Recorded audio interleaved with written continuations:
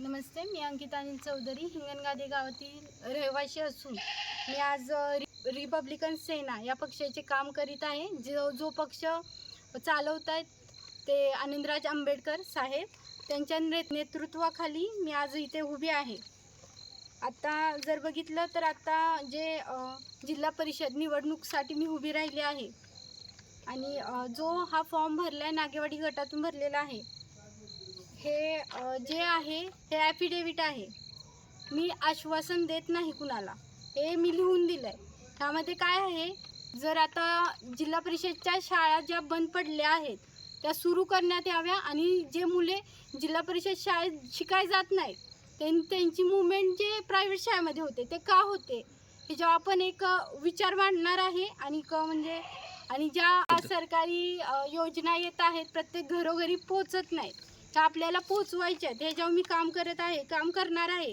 आणि जो आरोग्य विभाग प्रत्येक गावामध्ये असला पाहिजे. कचऱ्याची सोय हे प्रत्येक गावामध्ये नाहीत, रस्ते नाहीत, रस्त्याची बाहेरनं सोय आहे पण गावामध्ये जे आतले रस्ते आहेत त्याची सोय झाली नाही. गटराची सोय नाही, कुठे पण गटरे नेऊन सोडलेत, हे असेच सोडलेत. ह्याच्यावर आपण काम करणार आहे. आणि जे गरीब मुलं आहेत त्यांच्यावर जे बेरोजगार आहेत त्यांना नवीन संधी मिळवायचा प्रयत्न करणार आहे. तरी आमच्या पक्षाचे चिन्ह जे आहे गॅस सिलेंडर आहे. तुम्ही आम्हाला निवडून द्या. आनंदराज आंबेडकर साहेब यांच्या मार्गदर्शनाखाली उमेदवार कुमारी अंकिता अनिल चौधरी या उमेदवारी लढवत आहेत आणि त्यांचं चिन्ह आहे गॅस सिलेंडर. या गॅस सिलेंडरवरती चिन्हावरती शिक्कामार्फत करून त्याचं बटन दाबून त्यांना बहुमताने निवडून द्यावं आणि जिल्हा परिषदेवर एक बाबासाहेबांचा एक झेंडा फडकावा किंवा शिवाजी महाराजांचा एक झेंडा फडकावा, शाहूंचा एक झेंडा फडकावा.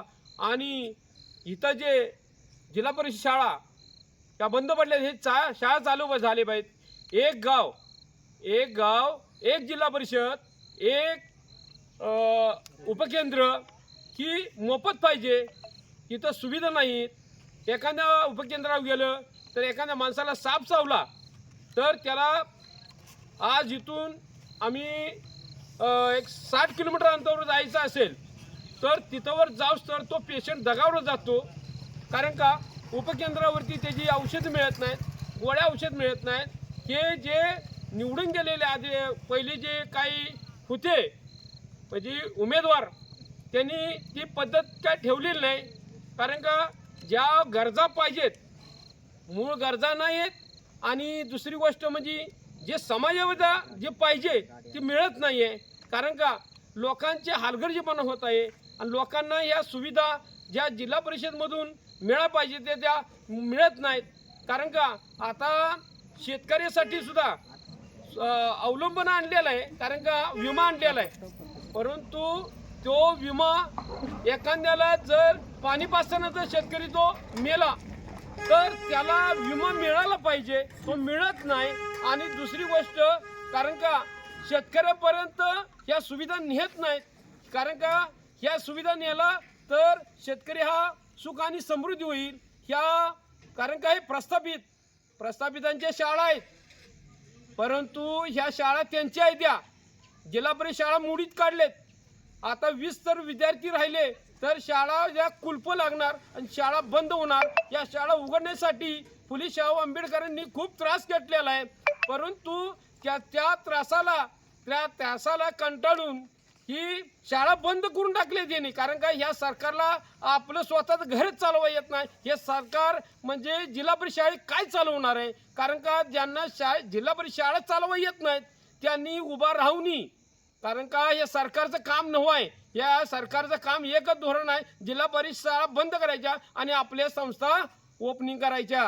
कारण का 1 लाख रुपये भरून जर आपल्या विद्यार्थ्याला तिथं शिक्षण मिळत असेल तर लाज वाटण्याजोगी गोष्ट आहे.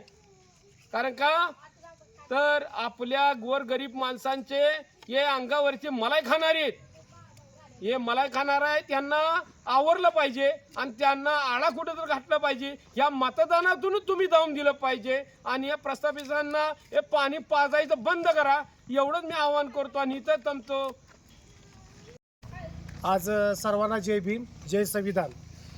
आज आमच्या रिपब्लिकन सेना आदरणीय आनंदराज आंबेडकर साहेब, तसेच सांगली जिल्हा अध्यक्ष डॉक्टर शंकरदादा माने साहेब आणि आमच्या खानापूर तालुका अध्यक्ष अनिल चौधरी, परशुराम यादव, चंद्रकांत भगत आणि आमच्या चिकळगाव येथील आमच्या या पक्षाचे कार्यकर्ते पदाधिकारी आज चिकळोळ येथे आम्ही जरा प्रचार कार्यक्रमासाठी आलेलो आहे. तसेच हा जी समाज आहे तो 76 वर्षामध्ये ह्या समाजाचा कसल्या प्रकारे विकास नाही. कारण देश स्वतंत्र झाला, लोकशाही सर्वांना समान मिळाली, पण आमच्या ह्या गोरगरिबाचं कुठली कामं झाली नाही ती.